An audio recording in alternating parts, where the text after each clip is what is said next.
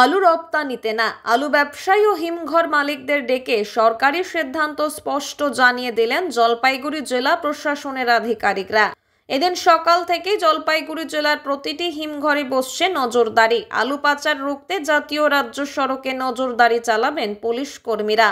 উত্তরবঙ্গে সবচাইতে বেশি আলুর উৎপাদন হয় জলপাইগুড়ি জেলায়। গত মরশুমে 8 লক্ষ মেট্রিক টন আলু উৎপাদন হয়েছে। তারপরেও স্থানীয় বাজারে আলু কিনতে গিয়ে হাতে ছ্যাঁকা খাচ্ছেন কৃষকরা। এদিন আলু অন্যত্র পাঠানো নিয়ে নিষেধাজ্ঞার কথা জানান মুখ্যমন্ত্রী, যা কার্যকর করতে এদিন বিকেলে বৈঠকে বসেন প্রশাসনের আধিকারিকরা। ব্যবসায়ী এবং হিমঘর মালিকদের সরকারি নির্দেশিকা স্পষ্ট করে দেওয়া হয়।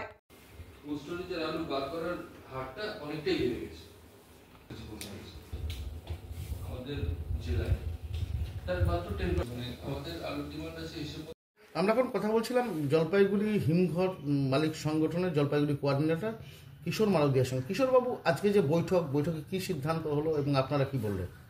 বৈঠকে প্রশাসনের তরফ থেকে আমাদের ডাকা হয়েছিল হিমঘর সমিতি এবং আলু ব্যবসায়ী সমিতি থেকে আমরা সবাই গিয়েছিলাম।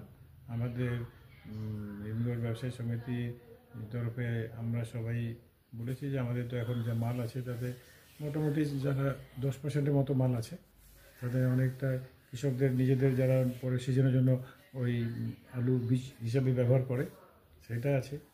তো ওনারা বলেছে যে এবার বাইরে মাল যাবে না। সেটা তো এখন প্রশাসনের লোকাল স্টেজে করার কিছু নেই, কেননা এটা কলকাতা থেকেই কালকে বলে দেওয়া হয়েছে, সেটা সবাই শুনেছে এটা, যে বাইরে কোনো মাল বিদেশেও যাবে না এবং বাংলার বাইরে যাবে না।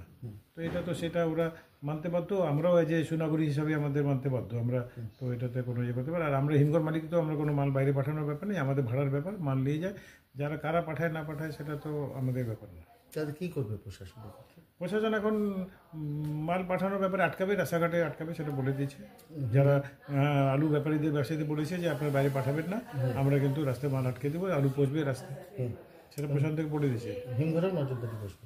হিমঘরে বলছে ওরা, আমরা বলছি যে আমাদের তো কৃষক বলবে যখন মাল নিতে আসবে, আমরা তো হিমঘর মালিক হিসাবে না করতে পারি না, আপনাকে ওনাকে মাল আমাদের দিতেই হবে।